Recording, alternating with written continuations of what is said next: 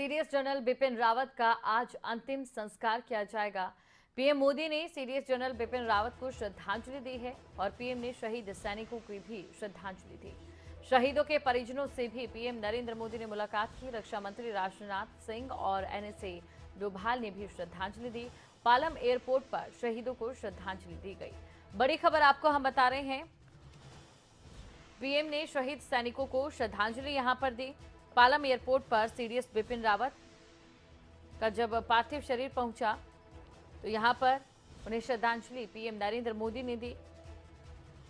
आपको बता दें कि कुन्नूर में सैन्य हेलीकॉप्टर दुर्घटना में मारे गए सभी 13 मृतकों के पार्थिव शरीर को विमान से दिल्ली के पालम एयरपोर्ट लाया गया था और यहां सीडीएस जनरल बिपिन रावत और अन्य सभी को श्रद्धांजलि दी गई। पीएम मोदी, राजनाथ सिंह, एनएसए डोभाल और तीनों सेनाओं के प्रमुख श्रद्धांजलि देने यहां पर पहुंचे। इस दौरान शहीदों के परिजन भी यहां पर मौजूद थे और पीएम नरेंद्र मोदी ने उनसे भी मुलाकात की।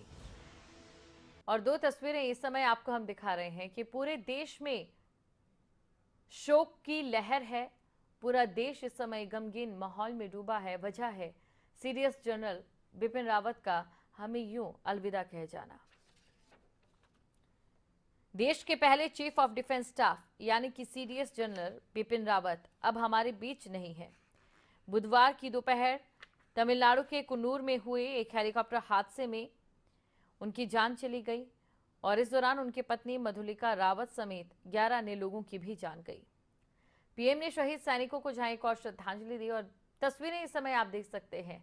पूरे देश में श्रद्धांजलि देने का सिलसिला जारी है। बड़ी बड़ी हस्तियों ने भी ट्वीट कर श्रद्धांजलि उन्हें दी है। हमेशा सामने होता है और लेकिन इस चुनौती का सामना करके देश सेवा करना यही एक फौजी का कर्तव्य है, धर्म है। यहाँ जितने भी लोग आए हुए हैं, चाहे फौजियों के परिवार हो या खुद फौजी हो, देश सेवा में हमेशा तत्पर रहना, हमेशा मुस्तैद रहना, यही हमारी सबकी जिम्मेदारी है।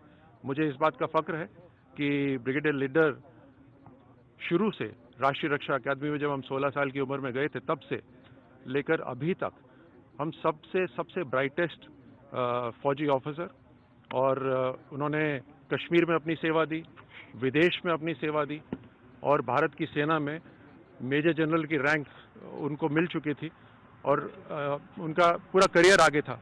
लेकिन आज ये हम सबको सामना करना पड़ रहा है और आज उन्हें उनके पार्थिव शरीर को अंतिम दर्शन के लिए रखा जाएगा। आमजन उनके अंतिम दर्शन कर सकते हैं। इसके बाद सैन्य अधिकारी भी उन्हें श्रद्धांजलि देंगे और 2 बजे के बाद अंतिम संस्कार की प्रक्रिया शुरू होगी।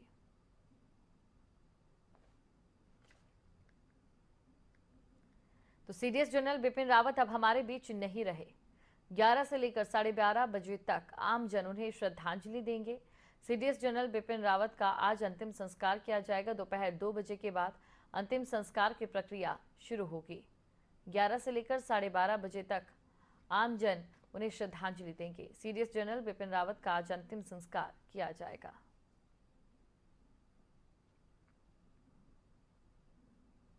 तो जैसा कि आप तस्वीरों में देख सकते हैं, 2 तस्वीरें फिलहाल हम आपको दिखा रहे हैं दिल्ली कैंट बराज से। तस्वीरें आप सीधी देख सकते हैं और सीडीएस जनरल बिपिन रावत को श्रद्धांजलि देने का सिलसिला जारी है। अंतिम दर्शन के लिए आज लोग पहुंचेंगे और उनके अंतिम दर्शन करेंगे। 11 बजे से लेकर 12:30 बजे तक आमजन सीडीएस जनरल बिपिन रावत के अंतिम दर्शन कर सकते हैं। देश के पहले चीफ ऑफ डिफेंस स्टाफ यानी कि सीडीएस जनरल बिपिन रावत अब हमारे बीच नहीं है। बुधवार की दोपहर तमिलनाडु के कुन्नूर में हेलीकॉप्टर हादसे में जनरल रावत के साथ उनकी पत्नी मधुलिका रावत और 11 अन्य लोगों की जान चली गई।